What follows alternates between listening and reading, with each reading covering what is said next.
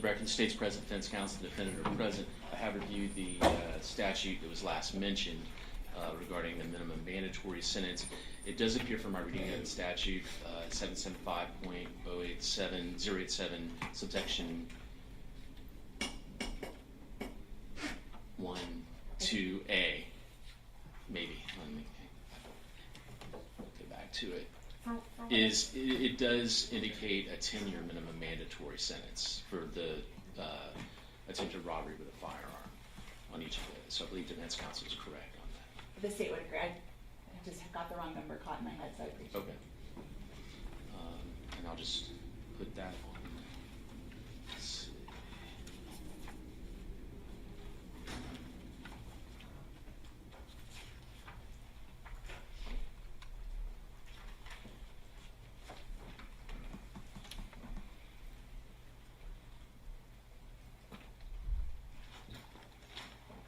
Yes, it's Florida Statute 775.087, subsection 2, subsection A, subsection 1. Indicates that. All right.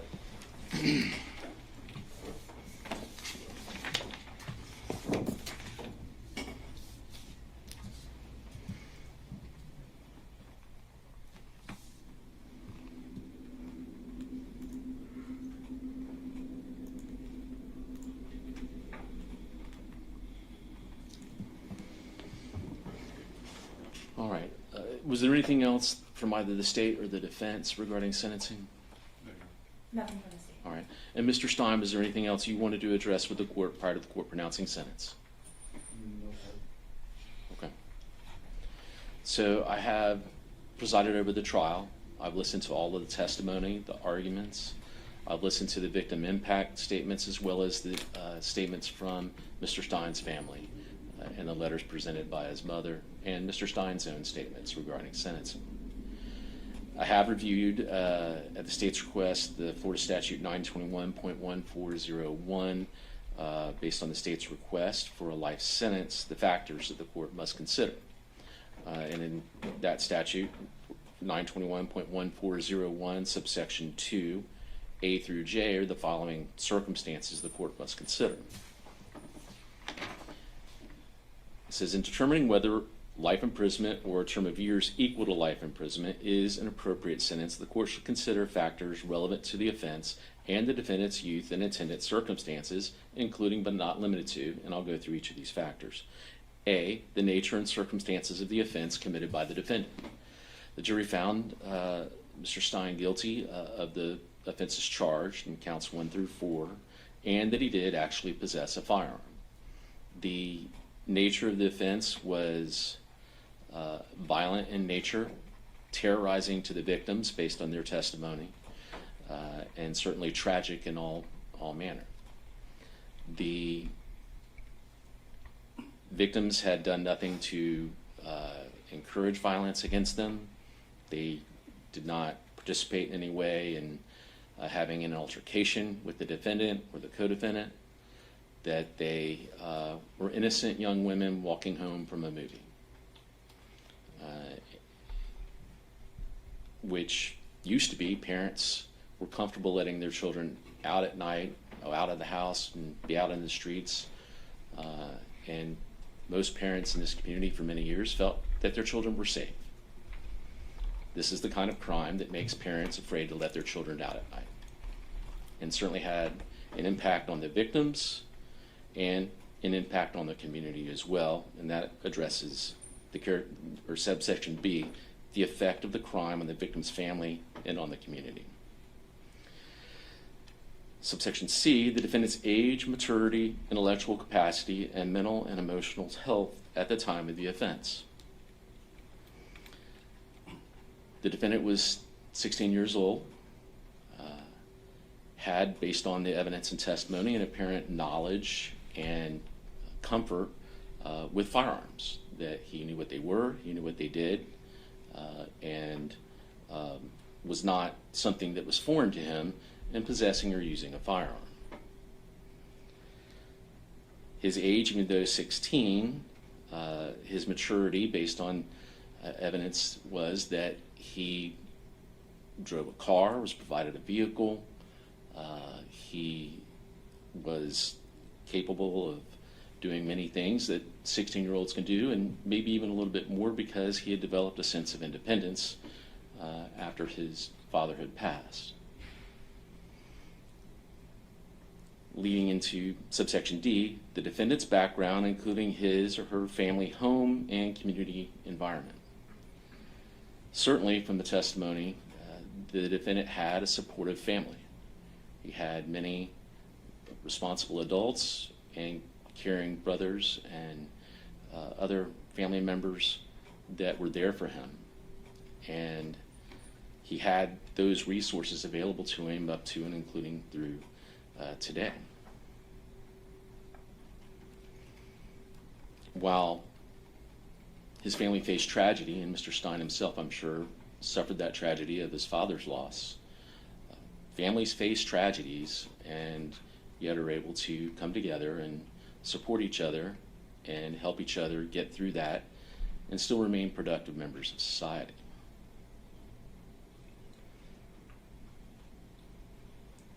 So he had a significant family support in his background, and the court notes that. Subsection E, the effect, if any, of immaturity, impetuosity, or failure to appreciate risks and consequences on the defendant's participation in the offense. Reviewing the testimony in trial and statements made today as well, the defendant really was more mature in some ways because of the loss of his father and his obligation that he seemed to express to step up and help provide in the family and take care of siblings and do things that many people at 16 don't have to do. And so he developed that ability and showed that. And so his level of maturity actually was probably more than that of a 16-year-old. As far as his failure to appreciate risks and consequences on the defendant's participation in the offense, it is shown that he did have prior interaction with law enforcement as a juvenile with the burglary of a conveyance. So he understood that there were rules, laws, and then if you broke them, there were consequences. So he was not unaware of that. And so the court finds that he did have sufficient maturity and ability to appreciate the risks and consequences of his participation in this offense. F is the extent of the defendant's participation in this offense. The defendant had opportunities to not have this offense happen. It was noted in the trial by the court that the evidence of the video showing the vehicle that he drove passed by the victims more than once. He didn't have to come back. Now, I understand the defense's argument that he was influenced by those in the vehicle, but he drove that vehicle. He brought that evil to the victims, and he had the choice to do that on more than one occasion or to avoid that. The effect, so subsection G, the effect of, if any, of familial pressure or peer pressure on the defendant's actions. The court notes there may have been some peer pressure on the defendant. However, again, he had opportunities to get away from that pressure to avoid this incident and prevent it from happening. H, the nature and extent of the defendant's prior criminal history. Very limited. We have the one offense that was noted as juvenile for burglary of a conveyance. J, the effect, if any, of characteristics attributable to the defendant's youth on the defendant's judgment. He was 16 years old at the date of this offense. He had a prior experience with law enforcement. He understood that there were laws and there were consequences of violating laws. He understood and appreciated the nature and the use of firearms. There was a video and evidence of him holding a firearm, pointing it into a camera, making rap songs about it. He indicated that he was comfortable holding and using a firearm. In terms of the judgment, or his youth, the effect of his youth on his judgment, it was noted in the pre-sentence investigation report that he said if he had known this was going to happen, he wouldn't have done it. Something to that effect. Or he wouldn't have participated. The evidence in this case shows there were signs all along that something bad was going to happen. It was indicated in the testimony and trial that the defendant and Mr. Horn had intended to go and commit car burglaries. Yet, it's also shown that there was a video of them taking firearms with them, and testimony that Mr. Stein provided Mr. Horn with a firearm. Certainly, when you're 16 years old and you're getting in a car with someone else and you give them a firearm with the intent to go commit crimes, there's an indication there that you understand that bad things can happen. So again, it wasn't something that was a surprise or came out of nowhere. There were different events and circumstances throughout that day and that night that tragedy was probably going to happen.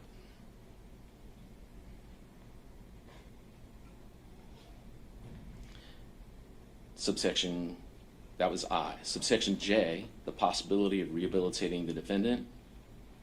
There is that possibility based on testimony from his family. He's got a supportive family. He has indicated that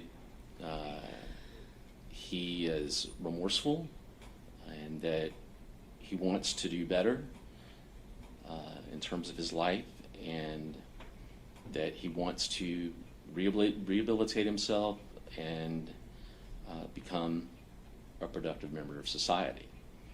That is possible. Whether or not that happens will be up to Mr. Stein.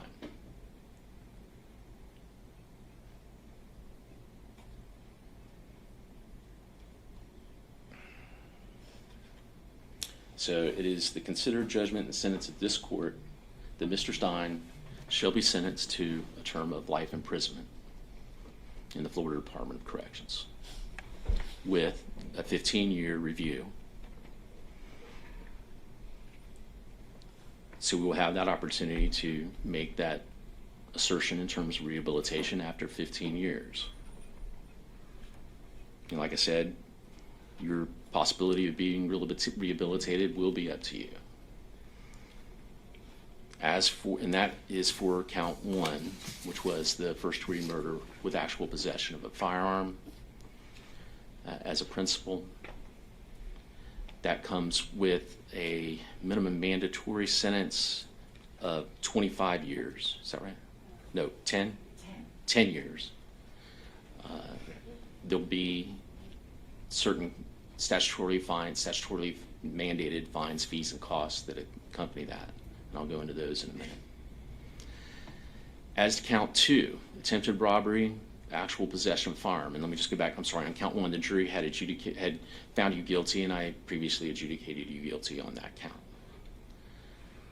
On count 2, attempted robbery with actual possession of a firearm, which is a second-degree felony. Jury having found you guilty and me previously adjudicating you guilty on that count. Your sentence in that count will be 15 years in the Florida Department of Corrections with a 10-year minimum mandatory sentence as part of that 15 years. That sentence will be consecutive to the sentence in count 1. Count 3, attempted robbery, actual possession of a firearm, a second-degree felony. The jury having found you guilty of that count and the court previously adjudicating you guilty, you will be sentenced to 15 years in the Florida Department of Corrections with a 10-year minimum mandatory as part of that sentence that count will be consecutive to count 2. And in count 4, attempted robbery, actual possession of a firearm, a second-degree felony. The jury finding you guilty of that count, and the court previously adjudicating you guilty on that count, your sentence will be 15 years in the Florida Department of Corrections with a 10-year minimum mandatory. That sentence will be consecutive to count 3. As for the monetary obligations, there'll be $413 in court costs. I believe it was previously stipulated to cost of prosecution was $2,565.05. As for, is there any application fees? I will order restitution on each count, reserve in any amount. There'll be no contact with the victims' families or the victims. Were there any other terms or conditions? Nothing from the state now. All right. I'll have the state prepare an order based on my findings Sure. as to Florida Statute 921.1401. I believe that's all. Anything else from the defense? Judge, because of the court's sentence on counts 2, 3, and 4 as a consecutive sentence, it goes in the face of what the court has ordered in count 1 in terms of the 15-year review. Even if it comes back and the court finds that he hasn't really rehabilitated himself, he has to serve an additional 45 years after the shortening of count 1. And that's the court to consider making those a concurrent sentence. Okay. And I've thought about it. I've considered it, and the sentence the court's imposed is what I believe is appropriate under these circumstances. So I will leave it the way I've ordered it. I will. Let's see. I will tell you, Mr. Stein, you have 30 days from today to file an appeal. If you can't afford an attorney for an appeal, one will be appointed for you, and you will get fingerprinted and remanded. I will give you a few moments before you're taken out. You can say a few words to your family before you go. You just can't have any physical contact in the courtroom. Anything else from the state? Nothing from the state. All right. Anything else from the defense? Judge, if we fill out an indigency application, I'm sorry? if we have Mr. Stein fill out an indigency application before he leaves, No, not today. I think if you want to, I mean, if you just file it through the portal, I think, is the way typically it's done. But I think for today's purposes, he just needs to get fingerprinted, have a few words with his family, and then get remanded. Is that, I mean, you're able to do it back at the jail? Judge, my concern is he's going to be taking the South Florida reception before I get a chance to go over there and have him fill out the application.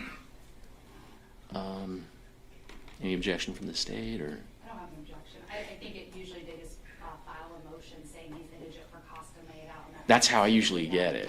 They don't actually fill out the form to do that. Yeah. I just had it with Judge Branning, and he wanted to do an indigent application, so. I can find that he has been incarcerated the whole time. I don't find any change in his income or circumstances in that regard. So I have no problem or finding that the defendant is indigent for those purposes at this time. That's sufficient for the record, and you can just put that in your proposed order.